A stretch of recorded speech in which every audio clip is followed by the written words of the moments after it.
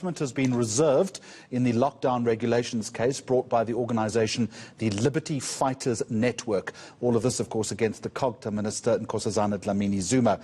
Government had filed an application to appeal an earlier court judgment that ruled the national lockdown regulations were unconstitutional.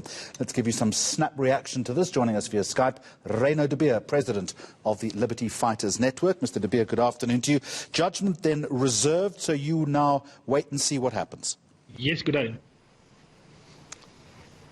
That's correct. We are of the view that we've done our part. We're confident that the court is once again going to decide that the original court order that was granted was definitely rational. And we are currently in the position that we actually sort of don't mind what the outcome is going to be, because according to us the lockdown is finally over since this morning. In what way? I mean, how do you interpret that? The original court order was a declaration of invalidity of the law. That falls directly under the control of the Constitution, meaning that the period that the court gave, the 14 days, was fixed in the Constitution. A normal leave to appeal could not have suspended the 14 days, meaning that from the 2nd of June up till the 14 days would have ended yesterday, the 23rd of June. So according to us, there are no lockdown regulations in place at this stage, besides the approximately 5 that the court specifically excluded from the original judgment. So any decision, if I'm hearing you correctly, any decision that the court hands down, you're saying is reactive and virtually academic? We basically say that the decision of the court will be moot. There's not going to be any reaction. The government can still continue with the leave application, but the 14 days have passed. They had the opportunity to have rectified the regulations, and they have not. So now we are sitting in another problem, thanks to this government of ours, that what now? What must the people do? Must we go back to work? Or are they going to put in other regulations in place now? Technically, no one can be arrested for any transgression of the lockdown regulations according to our version or interpretation of the law. And there are several academics who totally agree with us.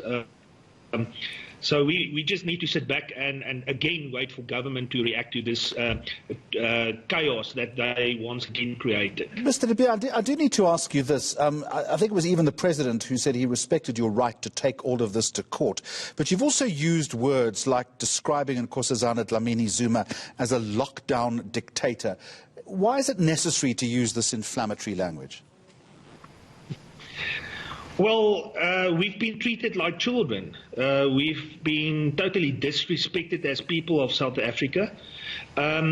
We do agree that there was a disease that had to be contained according to the government. We've given them the opportunity to have done that, but they have totally overstepped their boundaries, and now we are sitting with reports that were compiled by actuaries, where the damage that it did to our economy and to our mortality are actually 30 times higher than what the lockdown originally wanted to prevent. Those are the facts that we are sitting with now, and well, those are some of the facts. There are other facts that will also say that a lot of the lockdown measures have in fact saved lives. It has given government an opportunity to become ready. No, there's absolutely no proof for that. That is what we wanted to get from the minister, and she failed dismally to properly answer in her answering affidavit. She, in fact, did not even answer to approximately 28 different annexures that we've attached to our affidavit, our founding affidavit in the original case. And all of those are factual problems that we have identified, above others that we went into lockdown based on an WHO ICD-10 code that never existed on the 1st of April for COVID-19. So we just simply wanted to know from the Minister, how can you decide that we need to go into a lockdown if you don't even have the correct figures for COVID-19 cases, because the ICD-10 coding for the WHO only came into operation from the 1st of April, and by then we were in lockdown for 3 days already. All right. Reyno de Beer, we are going to leave it there. Time, regrettably, is against us. But just to recap, then, judgment reserved in that lockdown regulations case. Thank you very much for joining us this afternoon, President of the Liberty Fighters Network. This is